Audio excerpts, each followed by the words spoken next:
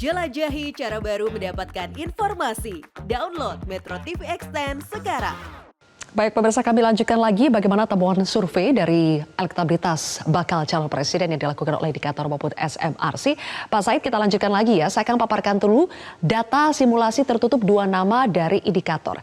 Kalau indikator memotret bagaimana ketika Ganjar berhadapan dengan Prabowo Subianto, itu hasilnya adalah dimenangkan oleh Prabowo Subianto 47%. Nah, ini agak menarik ya, padahal di simulasi tiga nama antara Prabowo Subianto dengan Ganjar urutannya sudah berbeda. Ganjar di urutan pertama, Prabowo kedua, Anies ketiga. Tapi kalau dihadap-hadapkan, malah di sini unggul Prabowo Subianto. Kemudian jika Anies berhadapan dengan Ganjar Pranowo, maka survei menunjukkan perbandingannya 37,1 banding 48,3%. Kemudian Anies Baswedan versus Prabowo Subianto, gapnya lumayan besar 33,5% versus 51,2%. Tapi yang juga perlu menjadi catatan di sini bahwa yang tidak tahu atau tidak menjawab itu masih cukup tinggi, di atas 10% semuanya. Nah, kemudian kita akan lihat bagaimana temuan survei SMRC untuk simulasi dua nama juga. Hasilnya kurang lebih juga menunjukkan hal yang serupa. Ganjar Pranowo versus Anies Baswedan di sini 49,6% versus 32,8%. Yang tidak tahu atau tidak menjawab masih cukup tinggi 17,6%. Selanjutnya Prabowo Subianto versus Anies Baswedan, ini cukup tinggi perbedaannya hampir 20% ya, 52 versus 30,2%. Yang tidak tahu atau tidak menjawab juga 17,8%. Kemudian Prabowo Subianto versus Ganjar Pranowo, di sini perbedaannya tipis antara 44,5% lawan 41,5%, dan selisihnya itu masih lebih unggul Prabowo Subianto 44,5%. Nah, pertanyaan saya Pak Said, apa yang terjadi? Kenapa ketika simulasi dua nama Prabowo Subianto versus Ganjar justru yang lebih unggul adalah Prabowo, bukan Ganjar? Baik, memang saya perlu menjelaskan di sini bahwa survei yang dilakukan oleh SMRC ini melibatkan responden yang cukup besar, 5.000 responden dengan response rate 85%. Margin of error kita 1,65%. Karena itu dengan margin of error 1,65%, selisih antara dua nama dikatakan signifikan secara statistik apabila angkanya di atas 3,3%, ya sekitar itu 3,2 atau 3,3%.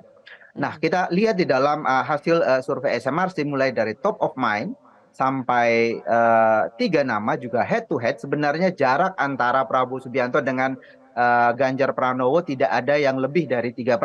Karena itu sebenarnya kesimpulan kami itu bahwa kedua tokoh ini di dalam semua simulasi top of mind tiga nama maupun head to head, sebenarnya kita tidak bisa menyimpulkan siapa yang lebih unggul di antara keduanya. Tetapi katakanlah kalau kita melihat bahwa secara absolut angkanya kalau di tiga nama Ganjar Pranowo lebih di atas dibanding Prabowo Subianto, walaupun tidak signifikan secara statistik, tetapi secara absolut angkanya lebih di atas. Sementara di head to head itu angka Prabowo Subianto lebih di atas. Ya mungkin kita bisa mencari penjelasan. Salah satu penjelasannya adalah kemungkinan limpahan suara dari Anies Baswedan lebih dominan misalnya ke Prabowo Subianto. Tetapi di luar itu adalah hal yang menarik kalau kita lihat kecenderungan dalam sebulan terakhir, baik di survei indikator maupun di survei SMRC, kita menemukan sebenarnya di head to head itu ada penyempitan jarak. Selain bahwa jaraknya di SMRC itu tidak signifikan, juga ada penyempitan. Di survei sebelumnya di SMRC kita menemukan jaraknya sekitar 8% atau 7-8%. Itu signifikan secara statistik. Di indikator juga demikian ya, sekitar 9-10%. Tetapi di survei terakhir jaraknya tinggal 3% kalau di SMRC. Jadi kami menyimpulkan bahwa sebenarnya kita tidak bisa mengatakan siapa yang lebih unggul di antara keduanya karena jarak yang begitu pendek itu, begitu dekat itu. Oke, baik. Tapi dengan tidak tahu atau tidak menjawab ini masih cukup tinggi, di atas 10%, ini apa artinya bagi survei untuk simulasi dua nama ini? Saya kira banyak faktor ya, karena kan pertama adalah publik sekarang ini kan dihadapkan pada tiga nama yang paling populer ya, yang paling populer. Lalu ketika kita tanya dua nama ya kemungkinan ada pendukung Anies Baswedan yang belum bisa menentukan pilihan. Itu penjelasan yang pertama.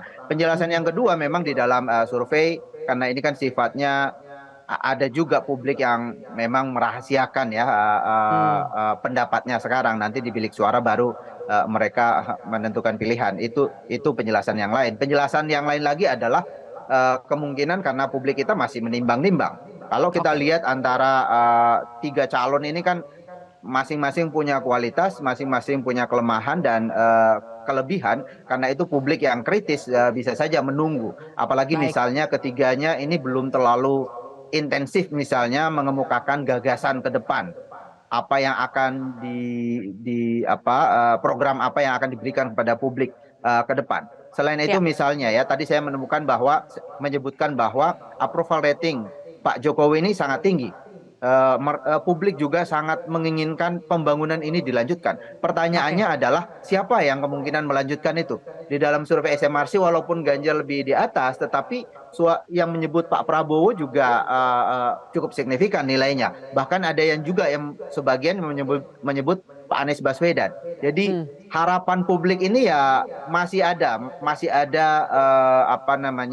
pertentangan atau pertimbangan publik atau ketidakpastian bagi sebagian publik siapa kira-kira yang paling pantas untuk melanjutkan pembangunan yang dinilai baik ini. Jadi Oke. ada banyak faktor yang bisa menjelaskan itu. Baik, kita akan lihat ya survei-survei berikutnya apakah masih akan kurang lebih seperti ini atau berubah lagi. Kita tunggu nanti survei berikutnya. Terima kasih Pak Saidiman Ahmad telah bergabung bersama kami di Prime Time News hari ini.